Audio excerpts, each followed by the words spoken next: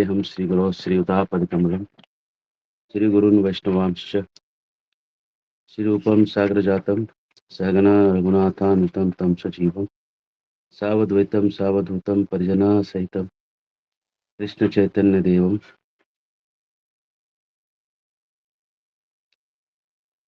नमो विष्णुपदाय कृष्णपृष्ठाय नमस्ते सरस्वती देवी गौरवाणी प्रचारिणी शेषाधिष्ठान। जय श्री कृष्ण चैतन्य प्रभु नित्यानंद श्री अद्वैत गदाधर शिवासादि गौर भक्तवृंद। हरे कृष्ण कृष्ण कृष्ण हरे हरे, हरे राम राम राम हरे हरे।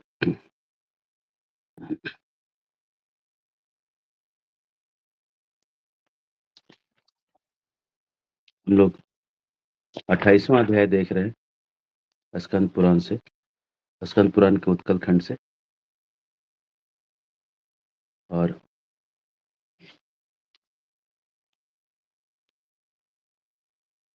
ब्रह्मा जी मंत्र से हमने अभी तक देखा कि कैसे रथ से जगन्नाथ जी को उतार के उनके मंदिर में रखा गया है और सभी लोगों ने आके नरसिंह प्रतिमा का दर्शन किया और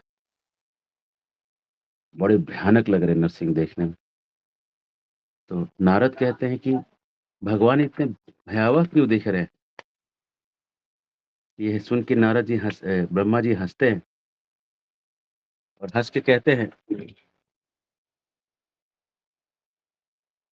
जो तत्व नहीं जानते हैं वे मूर्ख लोग साक्षात ब्रह्म रूपी जगन्नाथ को भी लकड़ी देख के अवज्ञा करेंगे, यह सोचकर जिससे उनकी महिमा स्थापित हो। इसलिए सर्वप्रथम मैंने नरसिंह भगवान को अभिमंत्रित किया है और देखो कैसे प्रकाशमान है। पूर्व काल में इसी मंत्र से मंत्रित किए जाने कारण मेरे लिए भी भयप्रद दुर्निरीक्ष रूप धारण करके देवों के देव नरसिंह भगवान ने महाअसुर हिरण्यकशिपु को फाड़ दिया था। और अमित तेजस्वी विष्णु की यह मूर्ति काल विशेष के समान है, साक्षात काल है। और ब्रह्मा जी स्तुति करने लगे, ये हमने स्तुति डाला था एक बार ग्रुप में।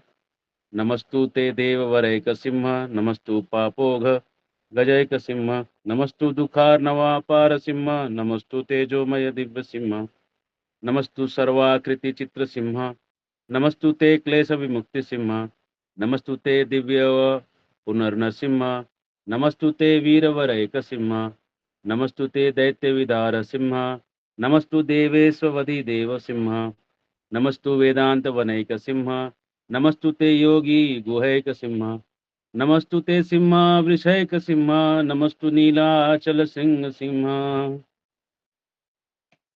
ये स्तुति किया ब्रह्मा जी ने और स्तुति सुन के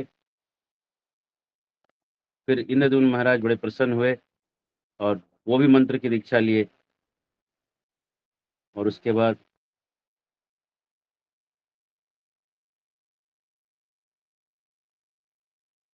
नरसिंह देव के वो भी नरसिंह देव को प्रार्थना करने लगे।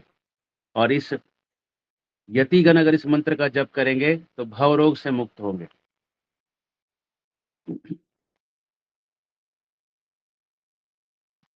और इस मंत्र को ग्रहण करते ही दुष्ट ग्रह ग्रहापस्मार राक्षस डाकनी भूत वेताल पिशाच सर्प इत्यादि दूर से ही पलायन कर जाएंगे, मंत्री के तरफ मंत्र जपने वाले की तरफ देख भी नहीं पाएंगे। और ये नरसिंह मंत्र का जप इंद्रद्युम्न महाराज ने किया और देखा कि अब वो उतने विकराल नहीं दिख रहे, नरसिंह बड़े शांत रूप धर लिए।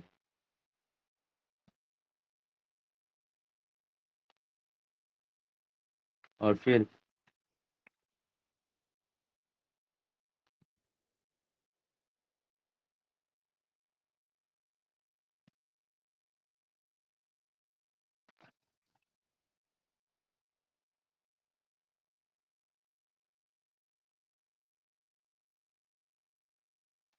इसके बाद ऋषि जैमिनी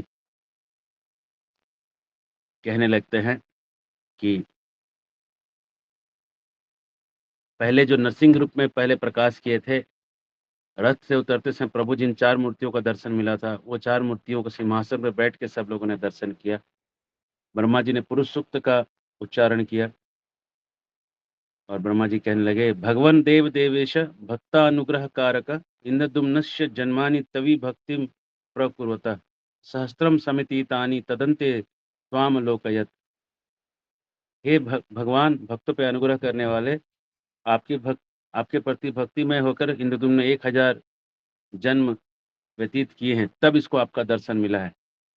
यद्यपि आपका दर्शन जो है सायुज मुक्ति दे सकता है, कोई भी मुक्ति दे सकता है, ये आपको भक्ति के लिए, आपके दर्शन, भक्ति को पाने के लिए ही आपको एकटक देख रहा है। जब ऐसा ब्रह्मा जी ने कहा, तब जगन्नाथ जी जो दारू रूप में थे वो हंसने लगे, विग्रह हंसने लगे और हंसते हुए गंभीर वाणी से कहने लगे। अब जगन्नाथ जी पहली बार कुछ कह रहे हैं, सुनिए क्या कहते हैं। जगन्नाथ जी विग्रह रूप में हैं और कह रहे हैं, क्या कह रहे हैं। श्री प्रतिमा कहते हैं, श्री प्रतिमा उवाच, यही श्लोक है। हे इंद्रदुम्न, तुम्हारी भक्ति तथा तुम्हारा निष्काम कर्म देखकर मैं तुम्हारे प्रति प्रसन्न हूँ। तुम्हारे अतिरिक्त किसी ने इस प्रकार की संपत्ति प्राप्त नहीं की। हे राजन, मैं तुमको यह वर देता हूँ कि मेरी प्रति तुम्हारी अचल भक्ति हो जाए। हे राजाओं में श्रेष्ठ, जब तुमने करोड़ों रत्नों को उत्सर्ग किया है तथा उसके द्वारा मेरे मंदिर की स्थापना की है, उसके काल अंतर में भग्न हो जाने पर भी उस स्थान का मैं त्याग नहीं करूंगा। मतलब मंदिर टूटेगा भी तो मैं यहीं रहूंगा। यदि कालांतर में कोई भी यहाँ मेरा मंदिर निर्मित करेगा, उसमें भी तुम्हारा ही नाम होगा। तुम्हारे प्रति मेरी असीम प्रीति होने के कारण मैं यहाँ स्थित रहूंगा। मैं से सत्य सत्य सत्य रूप से, त्रिसत्य रूप से कहता हूँ। 3 बार कह रहे हैं सत्य। यदि यह प्रासाद कालक्रम में भूमि में भी चला जाए, तभी भी मैं इस स्थान का त्याग नहीं करूंगा। पद्म योनि ब्रह्मा के द्वितीय प्रार्ध के पर्यंत में यहाँ दारूमय देह में रहूंगा। मतलब अभी ब्रह्मा जी के बचे हुए 50 साल तक जगन्नाथपुरी रहेगा, जगन्नाथ भगवान वहीं रहेंगे। हे राजन, स्वयंभू मनु के सतयुग आदि चतुर्युग के द्वितीय अंश में तथा सतयुग में मेरे दर्शन में इस प्रथमांश में तुमने यज्ञ के प्रभाव से मेरा आविर्भाव हुआ है। मैं जेठ की पूर्णिमा में अवतीर्ण हुआ हूँ, अतः यह दिन ही मेरा पुण्य दिन, जन्मदिन है। तो जेठ की जो पूर्णिमा है, ये जगन्नाथ जी का जन्मदिन है। हरे कृष्ण, है ना। तो ये देखिए कि कितना सुंदर भाग्य, है ना। और स्नान यात्रा जो है बस आ ही रहा है।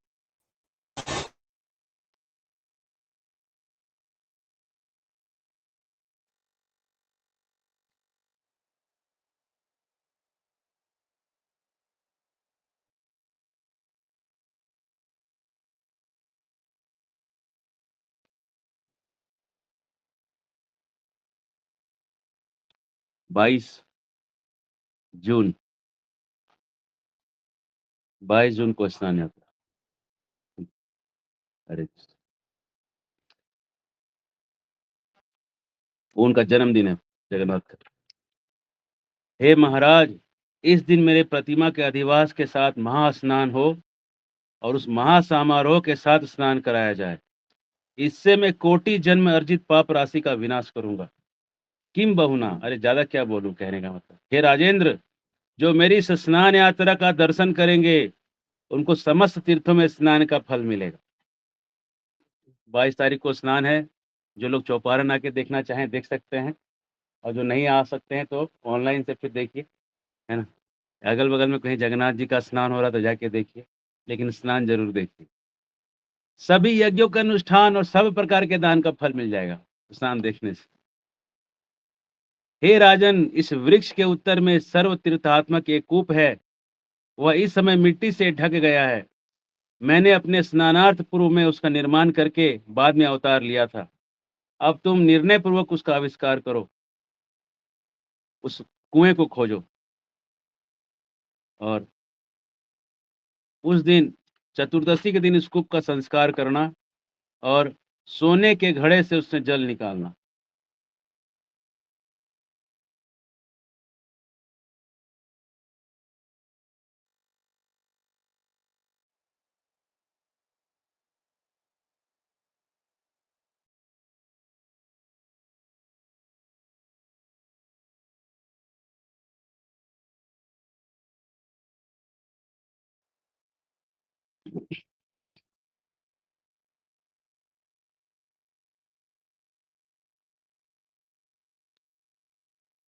सोने के घड़े से उसमें पानी निकाला जाए,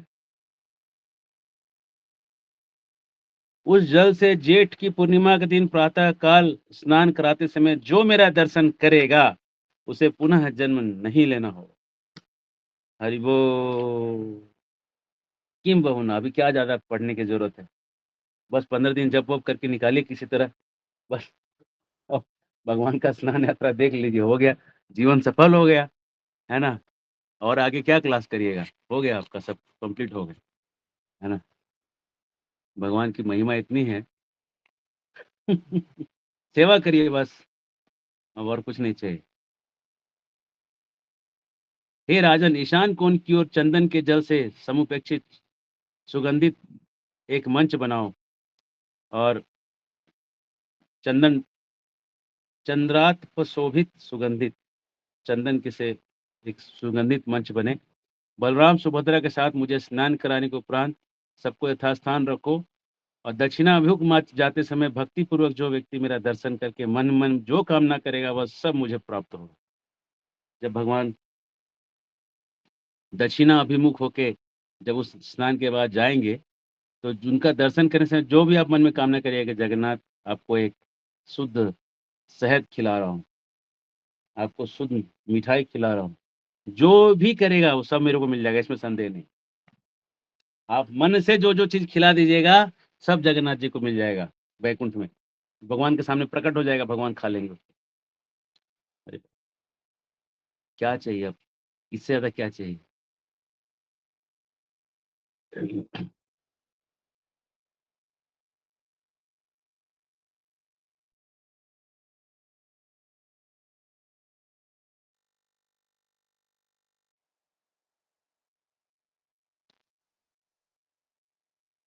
इस प्रकार मुझे 15 दिन स्नान कराएं, अंग राह विहीन विरूपावस्था में कभी मेरा दर्शन न करें। मेरे ऊपर अगर पाउडर लेप वेप नहीं लगा है, मेरा दर्शन मत करना। हे क्षितीश्वर, धरती के राजा, मुझे ज्येष्ठ स्नान कराएं और उस कार्य का दर्शन करके अवश्य मुक्ति मिलेगी। इसके अतिरिक्त तुम मेरा गुंडीचा नामक महोत्सव करना।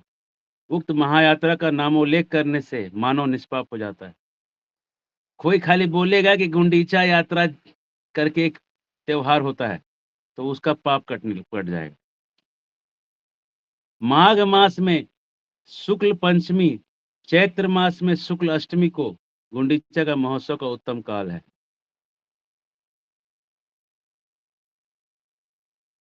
विशेषतः आषाढ़ मास की शुक्ल द्वितीया, हरि बोल, जगन्नाथ खुद बोल दिए। मैं बोला ये दोनों डेट तो नहीं है, लेकिन तीसरा लाइन ये है, आषाढ़ मास की शुक्ल द्वितीया को यदि पुष्य नक्षत्र चुता हो तो अति प्रशस्त है, द बेस्ट है, वह समस्त मोक्षप्रद है। उक्त नक्षत्र यदि न मिले तब भी उस तिथि पर ही महोत्सव करना चाहिए। यह महोत्सव प्रीतियुक्त होकर करें। हरि बोल। आषाढ़ मास की द्वितीया, मतलब रथ द्वितीया बोलते हैं इसको। आषाढ़ मास के शुक्ल पक्ष की द्वितीया के दिन यदि पुष्य नक्षत्र योग हो तो इस दिन सुभद्रा के साथ मुझे और बलराम को रथ पर बैठाएं और द्विजवर्ग को प्रसन्न करें और रथ यात्रा रूपी महोत्सव संपन्न करके जहां मैं पूर्व काल में प्रादुर्भूत हुआ था, जिस स्थान पर तुम्हें सहस्त्र अश्वमेघ यज्ञ की वेदी बनी है, उस गुंडीचा मंडप में मुझे ले जाएं। तो राजा इंद्रदुम्न ने जो 1000 यज्ञ किया था गुंडीचा में, वहां पे आज भी देखेंगे तो लगेगा कि कोई यज्ञ का स्थान दिखता है। पृथ्वी पर इस स्थान की तुलना में पवित्र स्थान है ही नहीं। तुमने पूर्व काल में मेरी प्रसन्नता हेतु वहां 500 वर्ष पर्यंत आहुति दिया था। उस स्थान से बढ़कर प्रीति वाली स्थान पृथ्वी पर कहीं नहीं। मतलब ये वृंदावन है, गुंडीचा जो है वो वृंदावन से अभिन्न है, इसलिए ये बात कह रहे हैं कि जगन्नाथ। तुम्हारे महायज्ञ की महावेदी जो नरसिंह क्षेत्र में स्थित है, वह भी मेरा प्रीतिकर स्थल है। यदि उसे मेरा जन्म स्थल कहो तो मेरे लिए अखंड प्रीतिकारक बात होगी। मतलब मेरा जन्म स्थल कहो कि जो नरसिंह की वेदी है वही है। इन स्थानों पर दीर्घकाल तक मैंने निवास किया है, इसलिए उनके प्रति मेरी काफी प्रीति है, अति प्रीति है। ये पद्ममुनि ब्रह्मा तो मेरी आत्मा है, मेरी जान है। आहा, ब्रह्मा जी तो सुन के गदगद हो गए होंगे। इन्होंने मुझे इस प्रासाद में मंदिर में स्थापित किया है। साथ ही इनके अनुरोध तथा तुम्हारी भक्ति कारण मैं चिरकाल से स्थित हूँ। हे महाराज, मैं गुंडीचा मंडप में 9 दिन रहूंगा और उसके बाद फिर यात्रा करके यहाँ लौटूंगा। वहां जो तुम्हारा सर्व तीर्थ में एक सरोवर है, उसका नाम इंद्रदुम्न है। तुम्हारे प्रति अनुग्रह के कारण मैं वहां सरोवर तट पर 1 सप्ताह रहूंगा।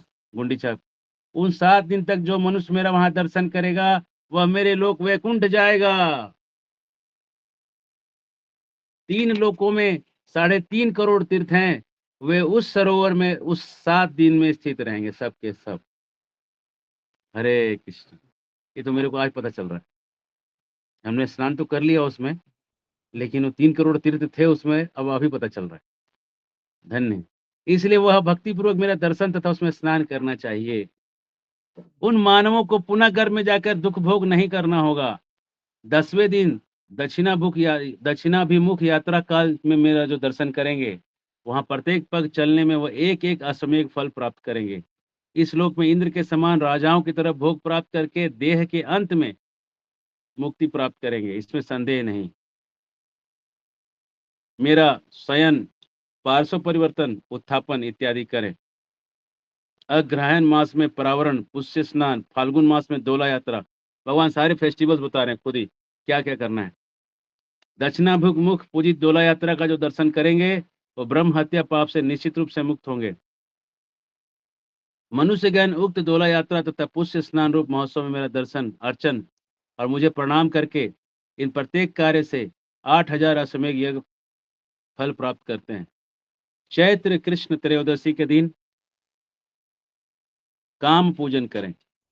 कोई पूजा है। चैत्र मासी चतुर्दशी के दिन मेरा दर्शन और पूजन करने से लोगों का सर्व पाप क्षय होता है। बैसाख मास की अक्षय तृतीया के दिन चंदन आदि का विलेपन मुझे अच्छी तरह से लगाएं। जो भक्ति पूर्वक मेरी प्रसन्नता है तो ऊपर कहे हुए उत्सव करेंगे, मैं उनको प्रत्येक कार्य के लिए चतुर्वर्ग रूप फल प्रदान करूंगा। यह सब मैंने तुमसे कह दिया। जैमिनी ऋषि कहते हैं भगवान हरि ने इंद्रदुम्न को यह वरदान दिया हंसते हुए, और फिर ब्रह्मा जी से कहा, हे चतुर्मुख, आपकी प्रीति के लिए आपके समस्त अभिष्ट विषयों का संपादन किया। आप निश्चय जाने कि आपकी जो इच्छा है वही मेरी इच्छा है। आप मेरे से अलग कुछ इच्छा नहीं रखते। आप में मेरे में क्या भेद है, इच्छा रूप में कह रहे हैं। आपने पूर्व काल में मुझे माधव मूर्ति के लिए प्रार्थना किया था, उसके ही रूप में मैंने जगन्नाथ मूर्ति को धारण किया है। यह मेरा दर्शन, मेरी अर्चना करके जो कोई प्राण त्याग करेगा वो संसार से मुक्त होगा। इसी प्रकार सभी क्रमशः अपने अपने को मुक्ति प्राप्त करेंगे। जिस जिस इच्छा को लेकर लोग यहाँ मेरी सेवा करेंगे, अवश्य उन कामनाओं की प्राप्ति करेंगे। अब तुम सत्य लोग जाओ और देवगण भी देवलोक जाएं। मैं तुम्हारे जीवन काल पर्यंत यहाँ रहूंगा। फिर ब्रह्म ऋषि सुर आदि सब आनंदित होकर जगन्नाथ देव को सिर झुकाकर प्रणाम किए और अपने अपने लोक चले गए। तब प्रतिमा रूपी देव जगन्नाथ भी समस्त मानवगण को आनंद देने के लिए मौन हो गए और अवस्थित हो गए। अब वहां नहीं बोलेंगे। इधर धर्मात्मा दीर्घव्रत विष्णु भक्त इंद्रदुम्न ब्रह्मा के पीछे पीछे उनके आदेशानुसार जाने लगे।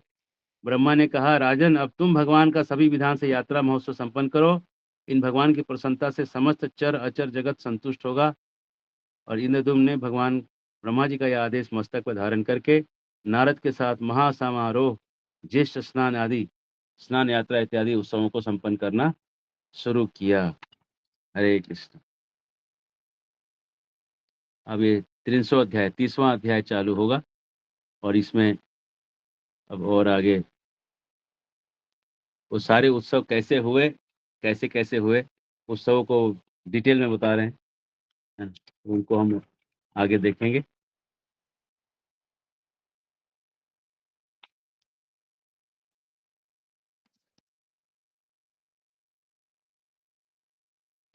हरे कृष्ण।